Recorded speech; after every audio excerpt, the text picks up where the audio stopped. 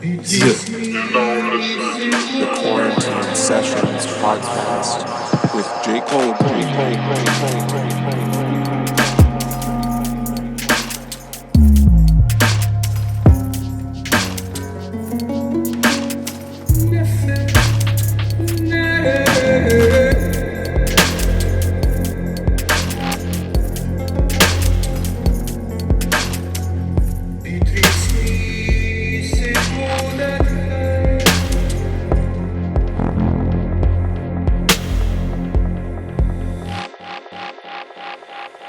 What's up, dude? What up, dude? Hey, man, how's it going? Here, Oh, let me dude, it's get going this good. thing off of my face. If I'm sideways, am I sideways? You're sideways, bro. If you want to be sideways, though, I'm down with however people want to be. I'm really I'm, open, I'm a pretty sideways accepting. guy.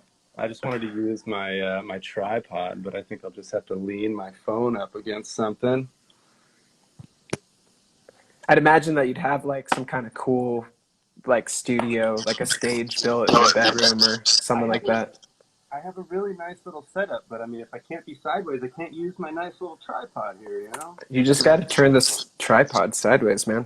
But anyway, dude, it's nice to see you. It's been a while. How you Dude, doing?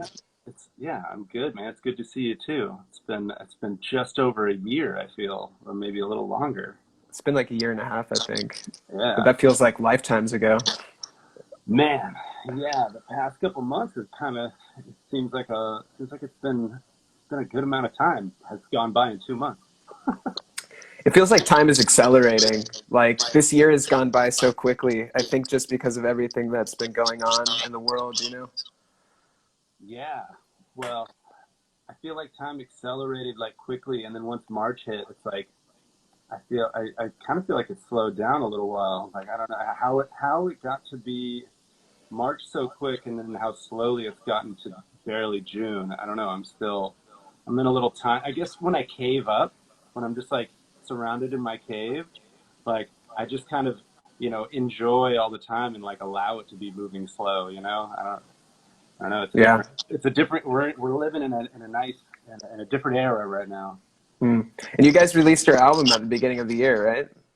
Yeah, yeah. We released "Become the Hunter" on Valentine's Day, and we played like two shows, and then got locked down. Mm. Yeah. Do you have any tours set up that had to be canceled? Yeah, we had to cancel Asia, we had to cancel Europe, and we had to cancel US. So we Yeah. didn't really get to do any touring. Yeah. I remember seeing you guys were going to play in Jakarta. I was thinking it would be kind of fun to try to make a trip over there to see you guys. Jakarta, I know. I love going to Indonesia. Jakarta's always like a rowdy place. Everyone's so appreciative whenever we go over there. It was going to be a Hammer Sonic festival with like a ton of awesome bands. And there's so many big like Indonesian bands that I honestly don't know about. And then whenever I'm there, I'm watching these Indonesian bands just rip, just like completely just slay. It's amazing. Cool. Yeah. Indonesian people seem to really love metal. And even, like their art is really metal. It's like all these like wrathful Hindu gods and stuff. It's really intense. Yeah, yeah, they definitely have they got the imagery that metal can borrow from Indonesian imagery for sure. Yeah, for sure, man. Well, so you're probably best known as the guitarist for Suicide Silence, but a lot of other awesome things. Um, what's like a little bit of your backstory? Like, how did you become the Mark that you are now? The mark that I am now. Well, the mark has been growing for many years. I've been this mark for quite a while. I think where it all kind of started for me and how I kind of started my journey as a metal, as whatever you want to call it. I try not to like refer to myself as like a rock star or something, but in certain circles, like people think I'm a rock star. I'm not even really comfortable with it. Like, cool. But You're some kind of like celestial body. Maybe it's a star. Maybe it's. yeah, yeah. Well, it all pretty much started um, when I knew that I wanted to uh, just be in nothing but the most brutal and like heavy band. Like I discovered black metal pretty young, and I just found this mystique of like makeup and trench coats and jewelry and like crazy stuff. And like once I found that, it was like I was just in the underground forever. Like that I knew I wanted to be in the underground. And I was in a black metal band in high school, and it all kind of started there, like collaborating with musicians and like learning what it is like to be playing with other metal musicians. And I made it a goal to just be like one of the best and easiest dudes to collaborate with in a band. And like I always just was like, I just want to be a good band member. I just want to be someone that's easy to work with. And through many different bands, just from age 15 to literally it was only 17. So about 2 years of playing in about a handful of bands. I played with a bunch of people that weren't exactly the best band members. And I remember what kind of put me on the right path was I decided to quit the band that I was in and like give myself space to allow whatever was going on around me in the scene. There's a lot of metal bands and a lot of stuff going on where I was growing up. I just wanted to give myself some time to be kind of like a free agent, I guess. And that's when I saw Suicide Silence was having a tryout. So I tried out for the band, and I met these dudes who literally had the same prerogative as me. They all just wanted to be good band members. They wanted to give it 110%. And that was 2005. And it's been like, no looking back since then, just trying to hone my craft and, create as much as I possibly can and give as much as I can. I really look at it as like a community. Like when you're with your band, it's like you're married. This is your village. Like this is who you're traveling. You're like living on a pirate ship, traveling around the world. Like you have to like be one with everybody. And I mean, it all started oddly enough with like black metal stuff and just like falling into that underground. And and I still work on it. I was actually just having this conversation with someone else about, just honing the craft of being a good band member, because that's hard. It's hard to do. It's Hmm. hard to be like, it's just like, how do you be a good partner to someone that you love? It's the same thing. It's like, it's very, very similar. Yeah, it's very selfless to be able to cooperate and to, I guess, see all the musicians as being equal and not try to rise too highly above any of the other, or overpower it with your own creative input, and be flexible and receptive to what other people want to see also.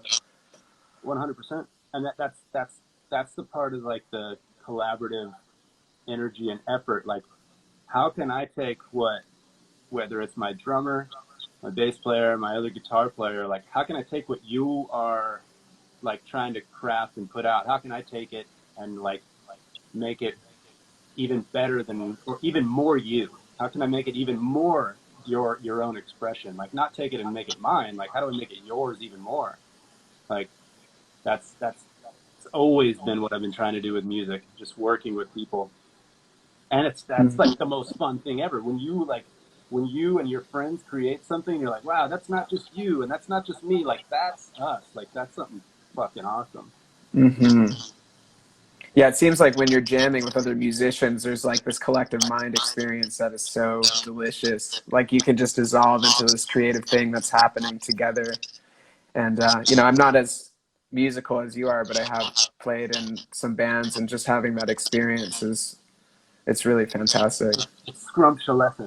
Scrumptious for sure. It's very it's clavicular. Yeah. I heard you play guitar and sing at my house, and it was nice. It was unabashful. I respect that so much because I can't pick up a guitar and start singing like super confidently. Like I Dude, remember you I'm doing that. faking it. Yeah, well, Faking it.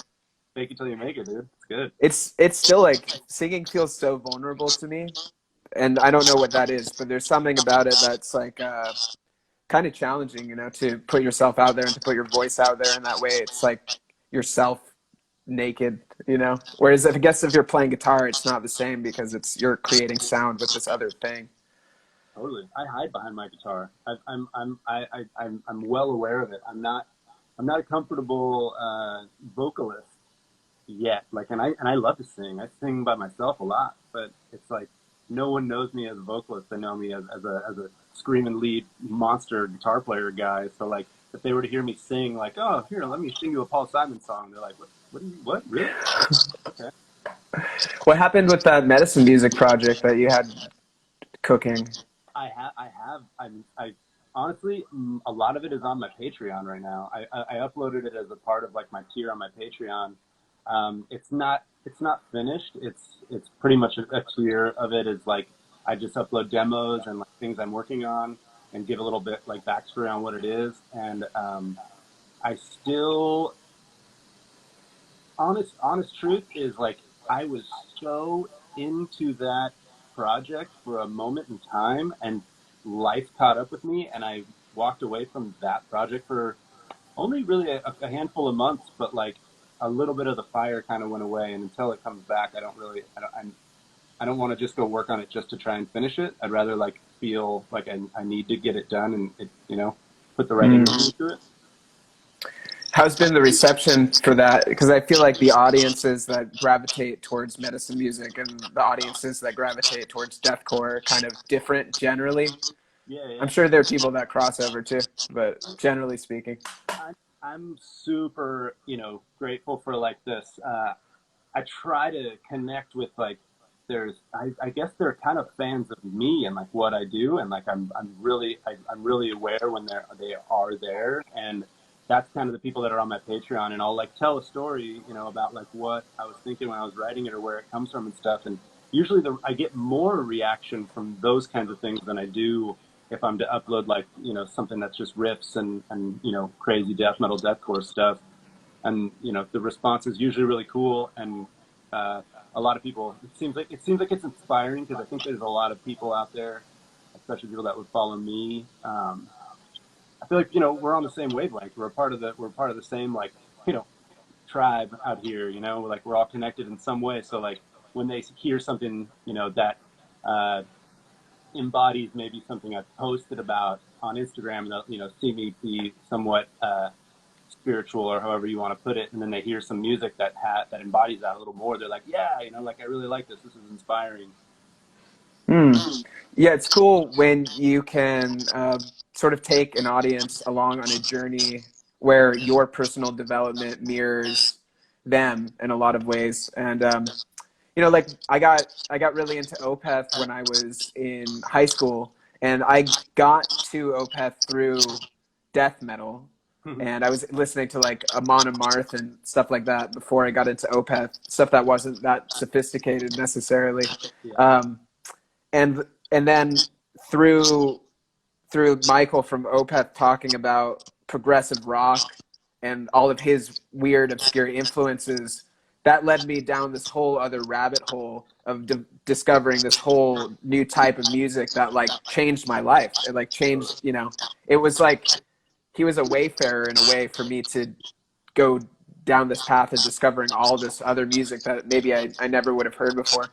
And in the same way, maybe you could be this wayfarer for people, interestingly, from the kind of death metal culture into this more spiritual orientation just through you being authentic and sharing your creativity in that way. Yeah, I agree. I think a lot of people that listen to, I mean, I've said this for years, that I just feel like the energy that people put out when it's true and it's really good, whether it's death metal or deathcore or thrash metal or whatever, like there's an energy that people are attaching to, and if they're a fan of that energy and not just of a scene, then they're going to identify with something that also shares that same energy. It's all very very similar, and I can listen to certain Formulas Fatal to the Flesh by Morbid Angel, and I hear this, amazing vibe, but then I can listen to like Dirtwire and be like, okay, that's the same vibe. It's the same energy being put out. And I think as long as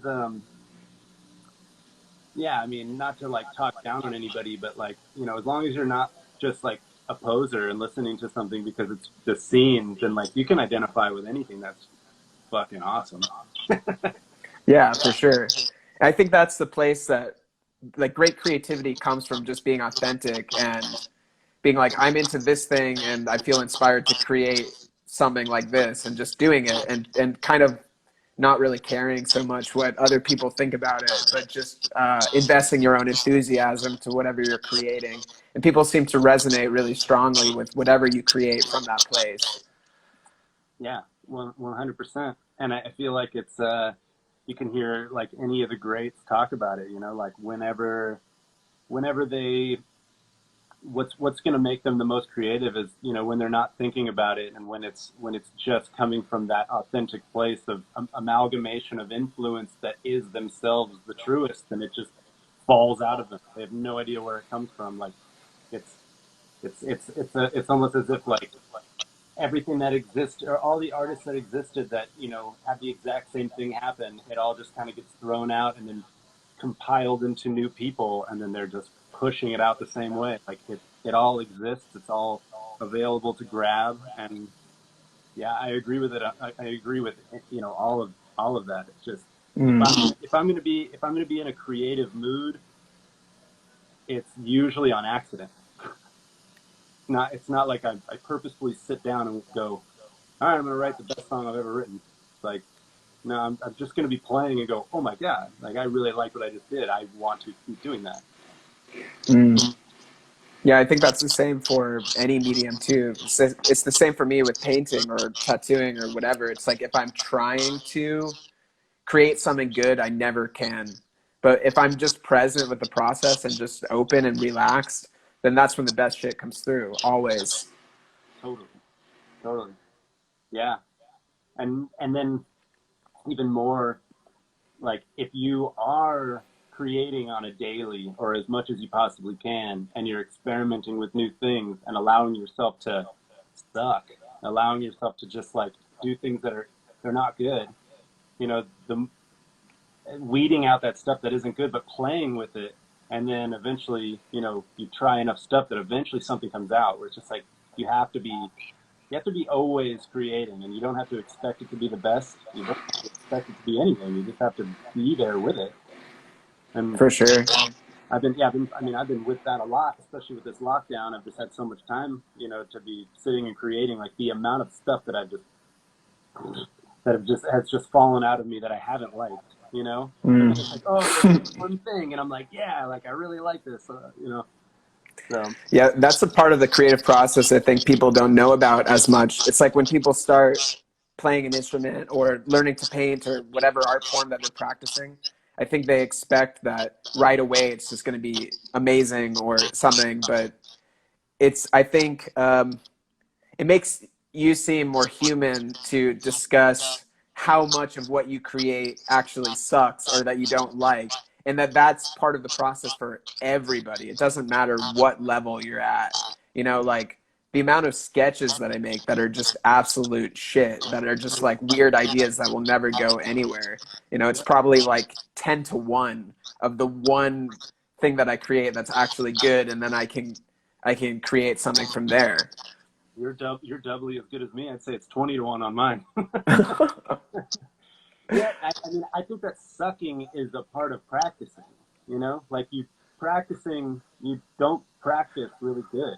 You practice really bad. Like you have to practice and find your flaws and figure out. Well, I'm not. For me, with guitar, like I can see my technique. And I would imagine it's similar if you're painting, and you could see like, oh, like in here, like I probably should have approached that differently. For So sure. sucking is a part of practicing. Mm. So you're doing this virtual world tour, huh? Oh my God, yeah, this is the biggest endeavor, man, we've done in a long time because it's just so outside our regular wheelhouse. But yeah, because of all the tours getting canceled and we see all these live streams happening, we're like, how can we do something that is fun, different, and still engaging with people, if not more engaging? And the virtual tour, it makes it so that if you live wherever you live, like we'll be doing a show for Jakarta, you know, like we'll be doing a makeup show and it's a geo-fenced stream. So the people that are watching it, the only people that can buy a ticket to it are people within a radius of that area. Oh, So, wow. Cool. so we're going to be doing it designated to local time zones, which is also different for, so say if someone's doing a stream from California at 8 p.m., 8 p.m. is, I don't know what time it is in Jakarta, but it's probably not a normal time that people would want to watch a show. So we'll be, we're able to play multiple shows in a day, but it's, catered to the time zone.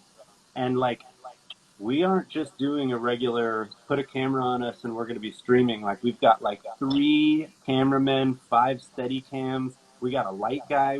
We're creating this stage as if it's a film, and like we're going to have angles, and it's going to look so sick. And that's really like the performance is a part of it. But then we have skits like Suicide Silence Variety Hour skits where it's comedy. I think I talked to you about one of them, and I made one of them finally. I did a poorly guided meditation where like I'm sitting in space on top of like this elaborate rug, and I'm like giving a really bad meditation. And That's but awesome. like, there's some of them are so funny, and yeah, we were doing a live Q&A where like just like right now we can phone in people and bring them on camera with us and talk with us. So it's like a virtual meet and greet. Like we took this live stream and we're like, how do we just obliterate this and make this like the coolest thing you can possibly do? And we should be announcing all the details. I mean, I just gave all the details. It's not even announced yet, but I mean, we should be announcing the first dates this week. And we're doing 39 shows in like 20 something days because we're able to do multiple shows in a day. Wow. Yeah, I mean, we're super pumped, and we've been putting so much energy into it, and it's it's gonna be very unique to us, like Suicide Silence Variety Hour TV. We're really pumped on it. Yeah, it's so rad, man. I haven't heard of anything like that before. I mean, there isn't yet. Like, and I'm not the one to feel like, oh, we're the first ones to do it and people are going to copy us. It's more like, I hope people take what we're doing and they also do something and build on this idea because it's just so fun. Once we start it, it'll be more fun. Right now, it's a lot of work, like figuring out everything that we have, all the moving parts about it, because it's not the easiest thing to put together. But Hmm. it's going to be super cool. And luckily, everyone in our group, in our team, like our manager was in film, our tour manager worked on a live podcast that was in front of like 10,000 people every time they did it, and then his old roommate worked on reality TV shows, so he's the film, he's like the real all the cameras and stuff. Um, and we got a super sweet LD because all the road crew are at home right now. No one's on tour, so it's like you could get the best of the best people to work because everybody wants to work at that. So like there's like these perfect little opportunities that have came from this that it's it's going to be a home run. It's going to be so funny and awesome and brutal at the same time, but also personable because we all we like to hang out with our fans. So when we can do this with our fans at the end of a concert and just like hang out and just like phone people in, like it's gonna be great. Fuck yeah. Are you gonna have like webcams so that people are in the rooms headbanging and you can? Are there gonna be like virtual mosh pits? We've been talking about People how just like smacking into themselves in their room. we've been talking about how we can do that. Like, or just like even like the funny thing about it, it's like like our singer Eddie, like he can be like talking to like, "What's up, New York City?" Like, "I can't hear you." Like, "No, I really can't hear you right now." And yeah, we're gonna have a mod in the chat so everybody can be talking, but it's like the mod can figure out who has a webcam, and then we can, yeah, like exactly what you're saying. We can stream in while we're playing people in their room like rocking out. So That's it's cool. it's gonna be something else, dude. It's gonna be really like next level shit. Wow, yeah, congratulations. Yeah, I had a friend here that did a DJ live stream for this ecstatic dance festival, and they had people on webcam dancing alone in their rooms like while she was playing it. It was so weird. Yeah, But that's the world we live in, though. Got to make the best of it. it's what we got to do, man. You got to adapt and evolve and have fun with it. It's not an easy one to adapt to, but like I said it, and it might sound like I said it to my band. I was like, I'm not going on a social distance tour. Like, I'm not going to go on tour until the whole club can be packed and everybody can mosh and have a good time. Like, we're like a band where you want to walk in and like smell us and like be like really close and like, you know, all that. So, I mean, I back anybody doing anything creative to bring their music or whatever they're doing to this, what you're doing, you know, what we're doing right now, you know, like this Yeah. wouldn't necessarily be happening if it wasn't, you know, somewhat of a reaction to the situation we're all in. Yeah, for sure. And I'm doing a live painting event later today too. It's the same kind of thing where there's DJs that are performing, and it's the same as I would do in a club or something or at a festival, but it's online now. And I get to just be at home painting in my studio, and it like live streams out through Twitch to people all over the world. So someone will be putting a show on, but you'll also be painting two different locations, right? That's Yeah, pretty like cool. so the DJs in the US or in other places, and I'm painting here in Bali, and then there's people watching it from all over the world. That's amazing. Yeah, it's pretty cool. Yeah, that's great. Of course, that's what should happen. Or I just saw somebody doing a drive-in. Maybe you know what I'm talking about. It was a DJ did a drive. I think it was a drive-in show where like everybody drove in. And Oh wow, show. I think it was Carnage. wow! I didn't Yeah, see that. That's so cool. it was yesterday. I saw some like live stream footage of it. It was just like, oh man, there's like they got a huge field, and like it wasn't the greatest footage. You couldn't really tell what was going on out there, but it's like you're putting on a show on a huge stage, and I think those are all cars out there, like just raging. Wow. Yeah, I love seeing the creativity.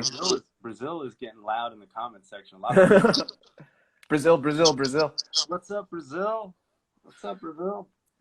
Yeah, I love seeing the creativity that's coming out during this time to deal with the situation. I saw somebody posted this live Zoom play, and I thought that was really creative. People did like a Shakespeare play through Zoom, where all the characters were just like on Zoom, but they all knew the lines. They were all like professional actors. Like, that's cool. Yeah. Like, there's so many unique ways that you can work with the situation that we have and make the best of it. Yeah, no, 100%. I feel like immediately I saw so many people doing like quarantine lockdown jams where like it really is hard to get four people to be playing in real time on a live stream. Like it's just like the technology isn't quite there where we can do that. But like seeing what people do create out of it, you know, like, you know, we did a couple of things. We were just on a festival called Slay at Home Festival where yeah, you can still watch it right now. Metal Inject, this guy Frank, he's a great dude. He put together this festival, and he got a lot of bands. It was 2 days in a row from noon till 5 p.m., so 5 hours a day, and it was nonstop. Different bands that submitted 5 to 15-minute sets, where we all got to like, you know, I did it in my home studio, just record myself with a camera. And we all put together our tracks, edit it. Everyone got to submit what they could create, you know, what they wanted to submit. You know, if anybody saw ours, we did some funny stuff. We covered Man in the Box, and it's like the whole thing where Nice. everyone's in their room, and then like all of a sudden we're like it gets to the guitar solo, and I'm like, let's go outside and like make it all like 90s and have like all these camera angles and like the rain guitar solo status, like. But a lot of people did some really fun stuff, and I watched the whole thing, and it was amazing. It was also for Music Cares charity, so it's just I love it. Yeah, I haven't been bothered by the lockdown at all. I hate to say it, I'm fine with caving it up and just like working on stuff and not having anyone call me and say, "Hey, let's go here and do this." I'm like, I'd rather stay home and just work on stuff. Yeah, I think it's great for people that have a serious creative practice to not be distracted by all this external shit. It's actually amazing to realize how much time you waste just hanging out with people or like doing whatever. I mean, it's not wasted time necessarily, but you spend a lot of time doing that. And it's like that much time you could have spent working on your art also. It's totally true. Like I love my friends and I love hanging out, and I almost feel like when I do go out to hang out, it's like this is a necessary time for me to break away from my creative practice or from like whatever, whatever I'm doing when I'm, holed up. Like if I go out, it's like this necessary, like this is a part of it. This is giving me something to bring back home. And I'm like this like secret introvert, like no one really would think about it, but I would so much rather stay home and work on whatever I'm working on than go anywhere. But like being in a band and like being in my scene and my world, like come to a show, let's go to the show. It's like, well, yeah, I want to go to that show. Like I want to see that show, but you know, I'm so used to staying home and just like doing my I'm sitting around 3 amps, a computer, a PlayStation, and 4 guitars right now. So like, why would I ever want to leave? Now's the perfect time to dive into that one man black metal project you always wanted to Oh, start. no. Assume a pseudonym, a real cryptic name, and release it Yeah. under some secret label, only on cassette. Oh man, cassette's coming back, dude. Is it? Yeah, a lot of I feel bands have. like cassette's always been a thing if you're an obscure black metal fan. That's true. That's true. I need a tape deck. I need to look into some more obscure new black metal. I need to put my tape deck to use. Yeah, I know some bands you'd like, but you've never heard of them. Yeah, exactly. Yeah, I used to love black metal too, like back in high school. It's like I feel like it's just so smoky and atmospheric. There's something so cool about black metal because of how unclean it is and how your mind can kind of fill in the blanks of what's happening. It's like some of it's left to your own imagination because the sound's so distorted. Whereas if you hear really cleanly recorded stuff, it's just like this is what it is, you know? Totally, totally. Yeah, I feel like it holds the same spiritual energy as just about anything that is meant to be spiritual, but like Hmm. it's almost so anti-spiritual that it delivers that feeling just as much as anything else. I Yeah, I agree. And you find that a lot of black metal musicians are really into like uh, pantheism and paganism. It's actually it is kind of spiritual in a oh strange yeah, way, totally. you know. I mean, even sort of Satanism is. I mean, it is a spirituality in a sense. Of course. It's a reclamation of your own sovereignty and power from the oppression of Christianity. I think that's where most people from like Scandinavian countries are coming, from, and that's spiritual. That's like reclaiming your spirit. It's almost like a shamanic thing in its way. Of course. Yeah, they're worshiping their own spirit and protecting their own energy. Satanism is that's also where a lot of, back to the early time in my process was like it was all about the revolt and the rebellion, and like, yeah, like reading all the spiritual books, of course, and reading the Satanic Bible and reading the Bhagavad Gita at the same time, like just absorbing all of it. Hmm. Yeah, I was thinking about it recently. Like, I pretty much got into meditation, which led to me getting into Buddhism through Aleister Crowley. Because I got Yeah. into Crowley through like metal bands and stuff, and kind of like Satanism. Hmm. But Crowley's book 4, he describes his meditation practice in great detail and how to work with meditation exercises and stuff like that. And it's for the purpose of controlling your mind to do ceremonial magic, and that has mixed intentions with it.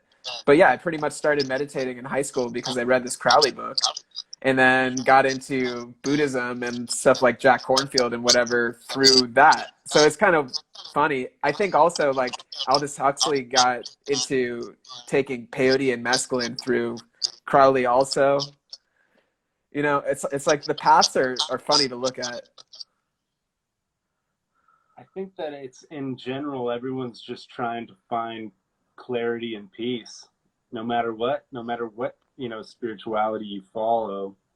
I mean, even Crowley, as like crazy as he was, whatever insane drug parties he was having, still everybody's trying to, it's almost, you know, spirituality is like a shield. You're trying to build a shield to like protect you from, you know, whatever is going to steal that energy from you. And yeah, like even the darkest, most, you know, strange and demonic people have, you know, this energy that they're trying to bring you into. And especially when you're young, you're going to be super influenced by Crowley and Anton LaVey and things like this, because those people harbor a lot of energy, a lot. And when you're young, yeah, I mean, for me at least, speaking for myself, just like all that, just all the rebellion and the craziness, you know, you're young and angsty, like that'll pull you in. And, you know, for me, it in strange ways, it helped me, you know, like it helped me like build who I am and know what I want to be and what I don't want to be. Right. Yeah. Anton LaVey went to my high school, and I thought that was really cool That is cool. back in the day. But That's yeah, I think that like getting into LaVey's stuff back when I was an angsty teenager, it kind of gave me permission to be like radically self-directed, you know?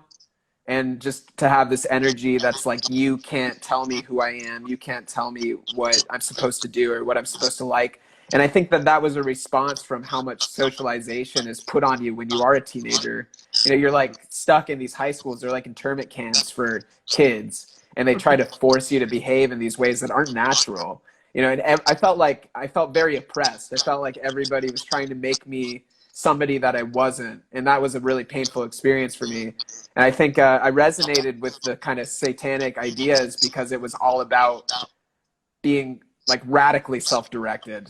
Like, I'm not going to listen to any religion or dogma or political ideology unless it originates completely from within myself, you know. And that was empowering for me at the time. that's so badass. That's super cool. That's like, I mean, I wonder how much of that you were thinking during that time, or like, I'm I sure. wasn't. I kind of want, but you though, like just knowing you the little bit that I do, like I'd imagine you were a pretty developed dude in high school, even then, and just like finding your path in that way. I was pretty much, you know, a similar thing, like, you know, not wanting anybody to tell me anything, but also at the same time, like not really willing to like dive that deep into things because I was afraid of accepting them. Like that's like a total truth. Like I know it looking back, like I was afraid of. I had read Siddhartha when I was 15 or something, and I loved it, but I didn't want to admit it. I was like, I was way too Mm. black metal and death metal to admit that kind of thing, you know. To be like, yeah, you know, I kind of think Buddhism might be the way, you know. I kind of think that might, you know, and of course, you know, it takes years and years and years to like reflect on those sorts of things, and eventually realize it's almost the same thing we were talking about with like creative energy. You know, the creative energy, pretty much everybody's, it's just kind of comes out of nowhere. Like all these books and all these dogmas and all these, you know, isms, they all originated from someone, and from this inside thing that's like everyone's talking about the same thing. Like Mm-hmm. we're all looking for the same thing and trying to bring that out of ourselves, and you know, and bring it out of each other, and hopefully for the common good. Um, but yeah, I mean, it took me forever to reach the, like, you know what, like I don't know, and I don't think anybody knows, and that's completely fine. And and and I love to hear like and now it's like the opposite of like people say like, oh, don't talk about religion or diet. It's like, no, like I want to hear what you believe in. Like I want to hear about it. You know, tell me about it, because I'm not going to For judge you sure. or anything. I want to hear like what is it that you've discovered in your life. You know, like that's like super interesting to me, and like also what makes me sometimes a difficult person to hang around with because I don't like small talk.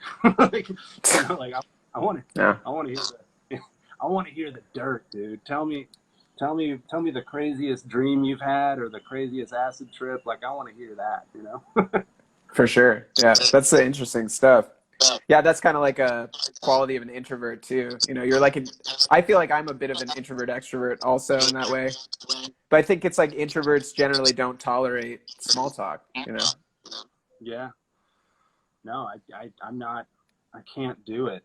I'm not. I usually it makes me feel like I'm not funny, and I don't know what to talk about because I'm not going to talk about like a TV show or like I can maybe talk about a movie I watched last, but like for maybe 5 minutes. Like, Yeah.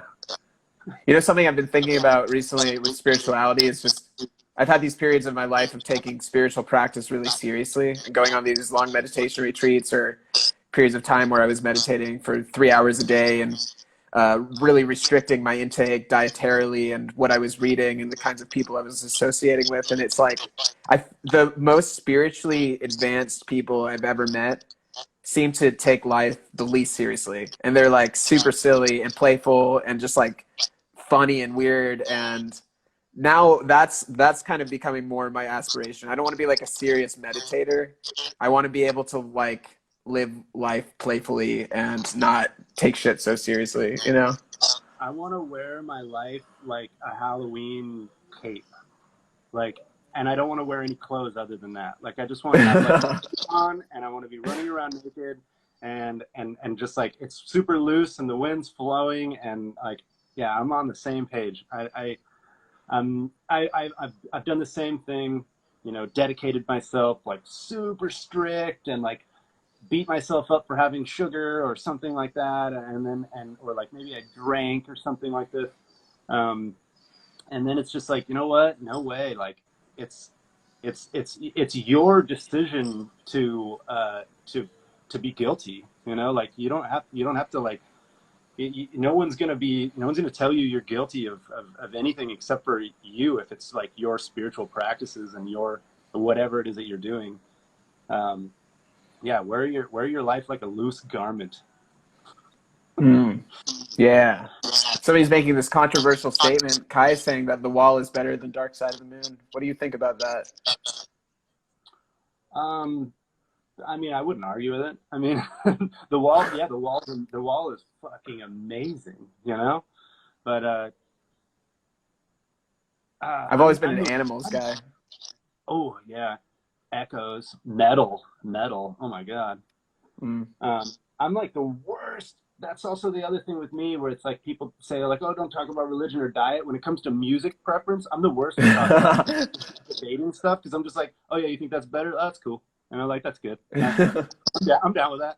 You know, like, yeah, like I've even admitted like I love Pantera, but I don't even listen to Pantera anymore. Like, I love Pantera. Dimebag's like my favorite guitar player, but like, I don't sit around and listen to Pantera anymore. Like, sorry. Like, Yeah. What are you listening to nowadays mostly? um, what was I listening to? Well, just earlier I was listening to Sepultura's Morbid Visions reissue. They remastered it. It sounds sick. There's a really good new band. Uh, I guess they're not that new anymore. They're a few years old. They're called Vitriol, and they're like keeping that fucking solid like old school death metal energy alive. Um, it's super. I don't want to call it sloppy. It's just not perfect, and it's so good. Um, it's like some of the metal stuff I've been listening to. I've been I've been trying to train my ear a little bit more with some like uh, stuff that I probably should have got into at an earlier age, like real like original jazz guitar stuff, like Wes Montgomery. Mm. Um, I've been getting guitar lessons again and like studying Mm. music again.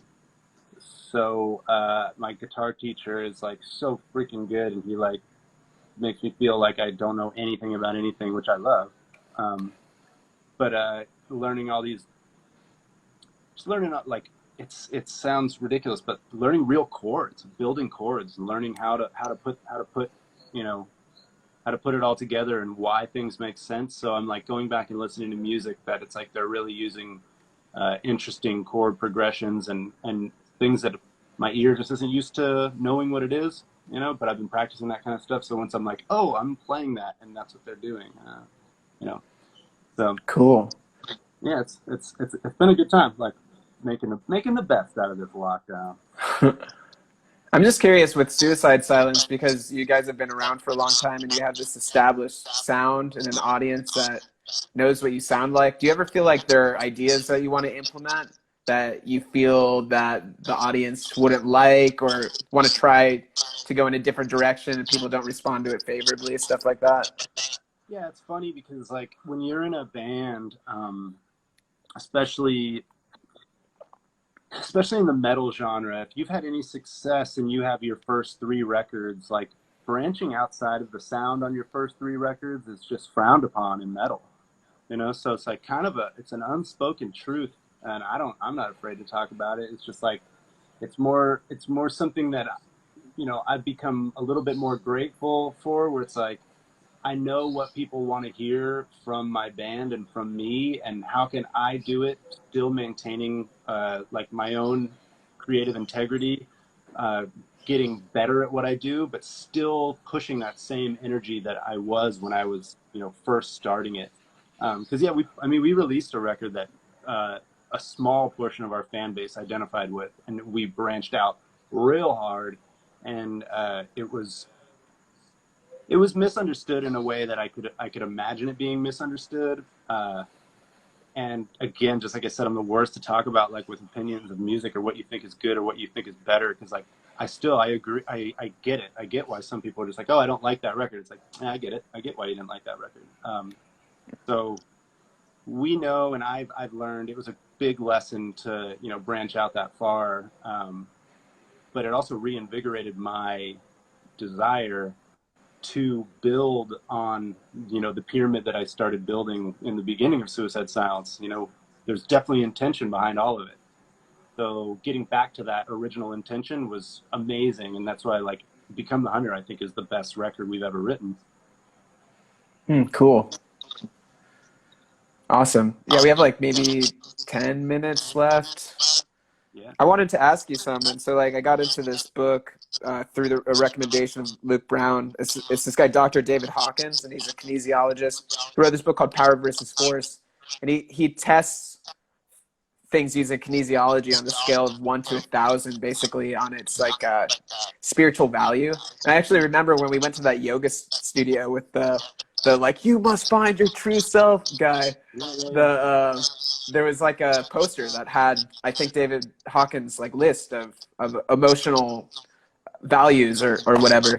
But he in the book is suggesting that metal is bad for you, that it's like destructive for life energy, and other types of music like classical music are actually supportive of, I don't know, like the generation of the human body and stuff like that. And I mean, I've always found metal to be kind of empowering. Like it gives me a sense of like, it's like triumphant and it feels heroic and it makes me feel powerful when I listen to it. And I think that that's like a kinesiologically positive thing. I'm just kind of curious your opinion on that. I mean, my immediate thoughts are like, well, then I dare you to imagine removing metal from the world and like taking that away from the people that like, you know, really are fueled by it. Like, I feel like it would be more of a negative thing in the world to all of a sudden take it away. I feel like it's a large statement to say, and I get where he's coming from. And I could, it's obviously a talking point that, you know, brings about a lot of ideas, but it's like, the amount of people where it's just like you'd be completely, you know, if you were to take it away with the knowledge that it existed, it's kind of like I can't imagine how much like the hole it would leave in people. You know, I feel like a lot of people, me especially, like it helped me become the person that I always wanted to be. So like all of a sudden you take that away from me, that now it's like, so like I gotta go like figure out who I am now, you know. Like um yeah, I mean I think if anything it seems like that's a seems like something that it's a reactionary statement. I don't think that, I think he probably, I would even question his true belief in that. I think it just seems like something that would seem like the appropriate thing on the topic of metal. As a kinesiologist, I don't think that it's positive for, you know, the life spirituality proportion of you know, of life, you know, whatever. Like it seems like something that's more a buzz topic than a true yeah, I don't know. And also, even further on it, like if he believes that, I think that that seems like it's like furthering kind of my opinion of like beliefs are kind of prisons. You know, it's like if you're stuck in your own belief, then it's like you're going to be you're creating the walls you live in, and you're Yeah. choosing to be there. So it's like it seems like a belief that it's like I bet you he doesn't even really believe that. Well, maybe it's true for him, but not for other people also, you know? Like maybe it's bad for him and the regeneration of his body and he'd rather listen to Mozart. But I mean, when I was younger and I was like depressed and angsty in high school, I used to go to death metal shows and come out of them feeling so much better, like so much better. And I wouldn't come out of them feeling angry. I would come away from death metal shows feeling happy and light and like hug people in the audience and stuff. It was like a way to release this emotion that if I didn't have that as an outlet, maybe I would have done destructive things. Like maybe I would have hurt myself or other people. Maybe I would have like, you know, burnt cars or like, you know, who knows what I would have done. But it was like a constructive, non-violent outlet for those emotions, that aggression, that anger, that if I didn't have that, I don't know what I would have done. Right, right. That's totally how I feel, and also at the same time when it comes to, you know, you're building a personality of a person. I feel like there's so many people I can think of right now. Like, who would Kerry King be without heavy metal? Like, what, you know? Like, Mm-hmm. I don't want to imagine a world that Kerry King doesn't have heavy metal, dude. Like, that's just a sad world, you know. Yeah.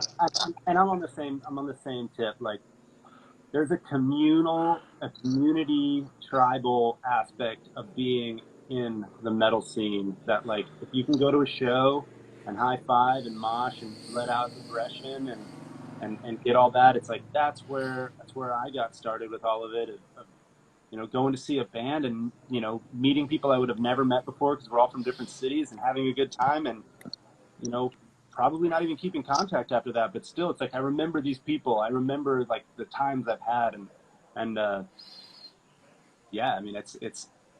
I think it's again back to that infinite creative energy. It's all a part of the same stuff.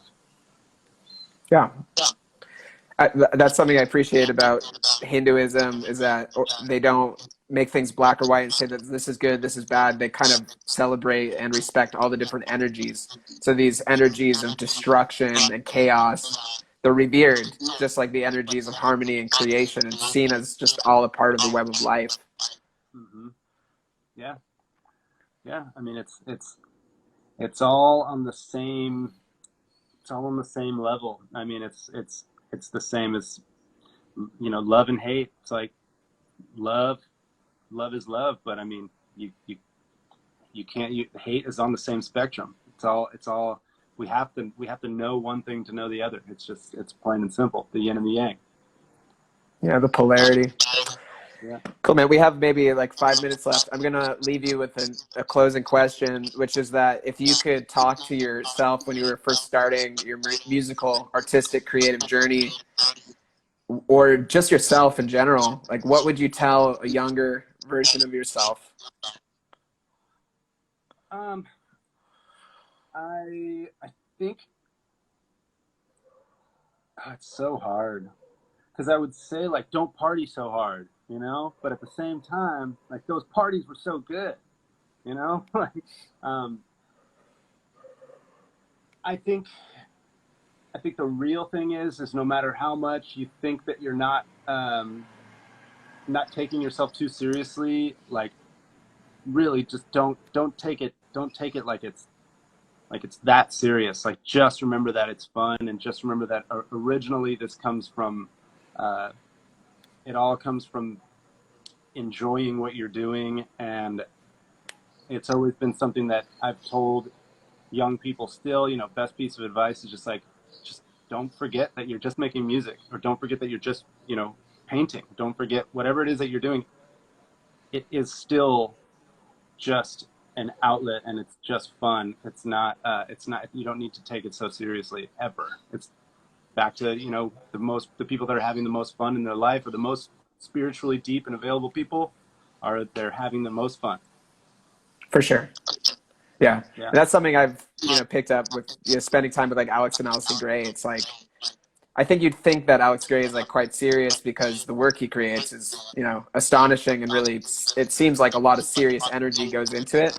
But they're just like these silly stoner people who are always laughing and having fun and are just like weird and silly, and Totally. yeah. The kind of people you want to be around. Be Yeah, a man. person. Be a person you want to be around.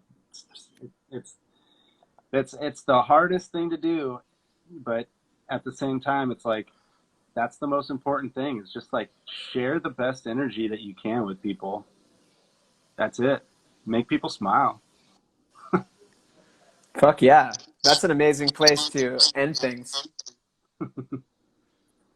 Absolutely. Yeah. Cool, bro. Thank you so much, man. This is really fun. No, thank you, man. It's good. It's good to see your face in actual real time. Almost, I guess, real time. There's like a slight delay, but it's pretty much real time. Totally. But yeah, thank you for Cool, having bro. me. Yeah. Peace and love. Thanks for anybody Peace. watching. And thanks for everybody. Yeah. Yeah. Yeah. Awesome, man. Be well. Peace. Later, dude.